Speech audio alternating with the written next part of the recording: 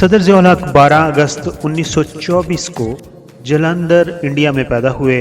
आपके वालिद का नाम मोहम्मद अकबर था और उनका तल्लक एक अराइन बरादरी से था।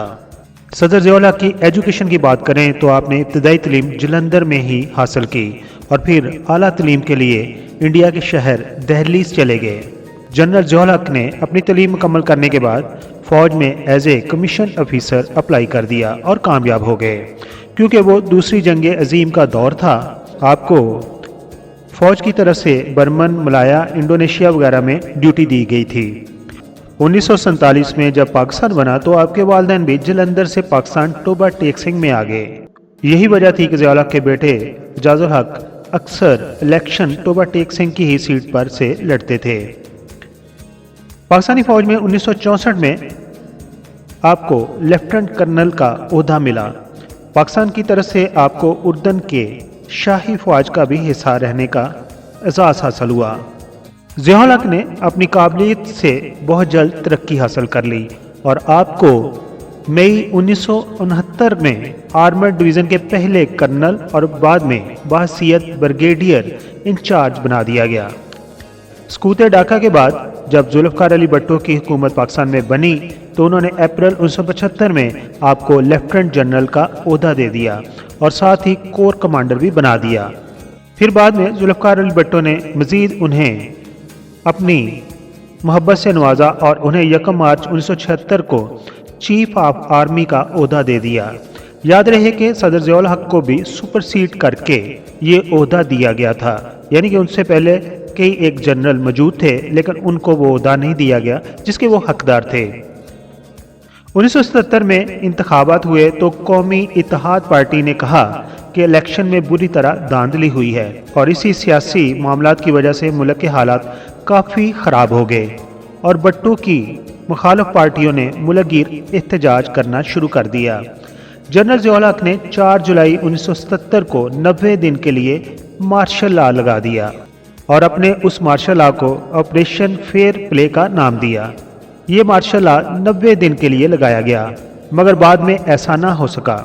फिर जुल्फ़िकार अली भुट्टो पर सेनेटर खुर्शीद मोहम्मद कसूरी के वालिद के कत्ल का मुकदमा चलाया गया और उन्हें 24 अप्रैल 1979 को फांसी दे दी गई। यही बताता चलूँ, इस तरह इस पाकिस्तान के 2 टुकड़े करने वाले 2 अफराद यानी कि जुल्फ़िकार अली भुट्टो और मुजीबुर रहमान, दोनों लीडरों की जो मौत थी वो तभी ना हो सके बल्कि दोनों में या तो किसी को मार दिया गया या फिर उनको फांसी दे दी गई।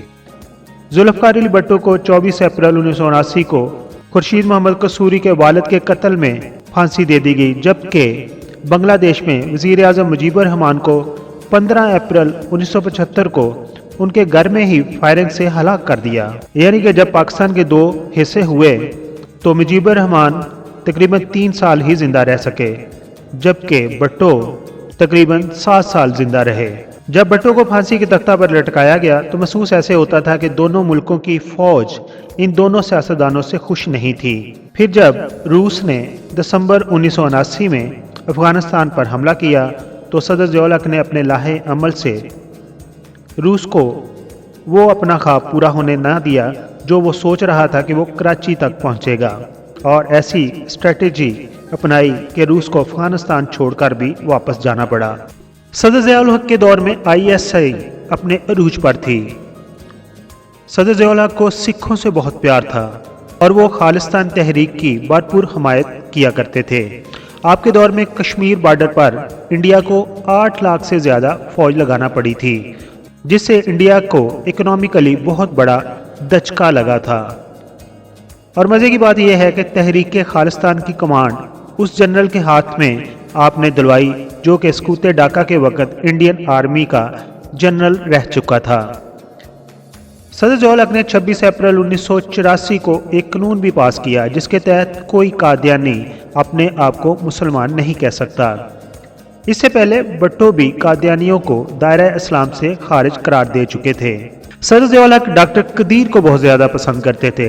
डॉक्टर कदीर के मुताबिक जब सदर ज़िया उल हक ने इक़्तिदार संभाला था तो उनकी अवलीन तरजीह ये थी कि हम जल्द से एटमी पावर बन जाएं, क्योंकि इंडिया गैर एलानिया तौर पर उस वक़्त एटमी पावर हासिल कर चुका था।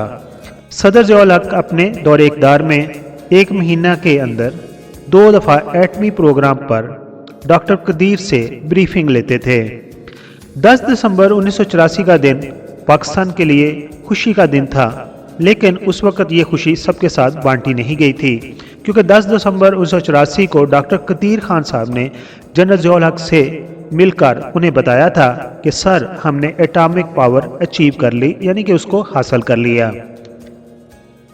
सदर ज़ियाउल हक ने जब ये अल्फाज डॉक्टर कदीर के मुंह से सुने तो उन्हें अपने गले लगा लिया और उनकी पेशानी पर बोसा दे दिया और बहुत खुश हुए। सदर ज़ियाउल हक ने पीटीवी पर औरतों को दुपट्टा लेकर काम करने का पाबंद कर दिया। अदाकारों के साथ साथ न्यूज़ कास्टर भी सर पर दुपट्टा लेकर खबरें पढ़ती थीं। सदर ज़ियाउल हक को मज़हब से ख़ास लगाव था। आप 5 वक़्त के नमाजी भी थे और मुख्तलिफ इवेंट पर आप इस्लाम के बारे में तबलीग भी किया करते थे।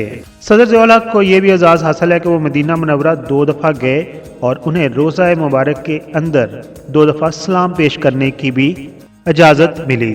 सदर ज़ियाउल हक ने जमात इस्लामी को कहा था कि आप इस्लामी कानून नाफज करने के लिए बाकायदा मुकम्मल एजेंडा तैयार करें ताकि शरई कानून को नाफज किया जाए, मगर जमात इस्लामी उनके दौरे हुकूमत में अपना काम मुकम्मल ना कर सकी। अब बात करते हैं सदर ज़ियाउल हक की फैमिली की। तो आपकी बीवी का नाम शफकत ज़िया है और वो आपके निकाह में 1950 में आई थीं। आपके बेगम शफकत ज़िया से 5 बच्चे हैं। आपकी 3 बेटियां और 2 बेटे हैं। आपका बड़ा बेटा एजाज़ुल हक है जो कि मुल्क के मशहूर सियासतदानों में शुमार होता है और उनकी शक्ल अपने बाप से भी काफ़ी मिलती जुलती है। आपके दूसरे बेटे का नाम अनवारुल हक है जो कि डॉक्टर हैं और वो अमेरिका में सेटल हैं। आपकी एक बेटी जैन भी है जो कि अब नॉर्मल है। सदर ज़ियाउल हक 17 अगस्त 1998 को बहावलपुर के करीब एक फौजी जहाज़ C-130 के पुरसरार हादसे में शहीद हो गए थे। पाकिस्तानी लोग उन्हें मर्दे मोमन मर्दे हक ज़ियाउल हक के नारा से जानती है पहचानती है। आपको इस्लामाबाद फैसल मस्जिद के अक्ब में दफनाया गया है। सदर ज़ियाउल हक का इक़्तिदार का दौर 11 साल तक रहा। उन 11 सालों में अगर आप किसी तजिया नगार से पूछें या अपने वालिदा से पूछें, कोई चीज़ इतनी महंगी नहीं हुई थी कि इंसान की पहुंच से बाहर हो सके। सदर ज़ियाउल हक के बाद जमहूरियत आ गई और आज हम उस जमहूरियत से लुत्फ़ अंदोज़ हो रहे हैं। पीके मेगा वीडियोज़ के सब्सक्राइबर्स को सदर ज़ियाउल हक का दौर अगर याद है तो वो कैसा लगता है, पसंद था तो उसकी कुछ खूबियाँ हमारे साथ शेयर करें। अगर नहीं पसंद था तो जो खामियां थी वो भी हमारे साथ शेयर करें। आखिर पर कहना चाहूँगा, आप अपना और अपनी फैमिली का ज़रूर ख्याल रखें। जब मैं कहता हूँ कि आप अपना ख्याल रखें तो उसका मतलब ये था कि अगर आप घर की कफालत कर रहे हैं, आप कमा रहे हैं और आपका घर आप पे डिपेंडेड है तो अपनी ज़रूरियात को मत भूलिए। यानी कि जो कमाने वाला होता है उसकी भी ज़रूरियात होती है, उसकी भी कुछ खुशियाँ होती हैं। यकीनन फैमिली के लिए हम सेक्रीफाइस करते हैं, लेकिन जो चीज़ आपको पसंद है वो खा लेनी चाहिए। जो जिस कपड़े को आप पहनना चाहते हैं उसको ख़रीद लेना चाहिए, क्योंकि आप भी मुशक्क़त कर रहे हैं और आपकी भी ज़िंदगी गुजर रही है। Thank you so much.